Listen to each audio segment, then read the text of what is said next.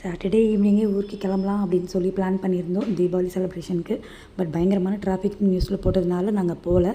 Sunday morning கொஞ்சம் சீக்கிரமாக கிளம்பிட்டோம் அப்படின்னா டிராஃபிக் இல்லாமல் இருக்கும், போய் சேர்ந்துடலாம். அதனால ஒரு 8:15 மார்னிங் கிளம்பினோம். அதே மாதிரி டிராஃபிக்கே இல்லை, போயிட்டோம். போகிற வழியிலே மாமியாருக்கு வந்து கொஞ்சம் நாட்டுக்கோழி வாங்கிட்டு போயிருந்தோம். ஏன்னா 1 மந்த் ஆச்சு, அவங்க புரோட்டாசிஸ் கும்பிட்டு சாப்பிட்ருக்க மாட்டாங்க. நாங்கள் வாங்கிட்டு போய் கொடுத்தா தான் சாப்பிடுவாங்க. சரி போய் செஞ்சு கொடுக்கலாம் அப்படின்னு சொல்லி வாங்கிட்டு போயாச்சு. நாங்கள் வாங்கிட்டு போகிறதுக்குள்ள முருங்கைக்கீரை கடைஞ்சி உருளைக்கிழங்குலாம் பொரியல் பண்ணி வச்சுட்டு கழனிக்கு போயிட்டாங்க. அவங்க எங்கள் கூட எல்லாமே இங்கே தனியாக இருக்கிறது கொஞ்சம் கஷ்டமாக தான் இருக்கும்.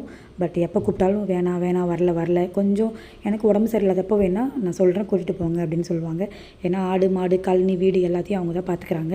அதனால் நான் வரல அப்படின்னு சொல்லிடுவாங்க. சிட்டிலே இருந்துட்டு கிராமத்தில் போய் எவ்வளோ நாள் வேணால் இருந்துடலாம். பட் கிராமத்துலேருந்து சிட்டிக்கு வந்து இருக்கணும்னா பெரியவங்களுக்கு அவ்வளோ கஷ்டமாக இருக்கும். ஏன்னா வீட்டுக்குள்ளேயே அடைஞ்சிருக்கணும், அக்கம் பக்கத்துலேயும் அந்தளவுக்கு பேச மாட்டாங்க. பட் ஊரெல்லாம் அப்படி இல்லை, சுற்றி எனி டைம் ஆழ்ந்து இருந்துகிட்டே இருப்பாங்க, வெளியிலேயே இருப்பாங்க. அதனால் அவங்க வந்து இந்த சிட்டி வாழ்க்கையை அவ்வளோவா விரும்ப மாட்டாங்க.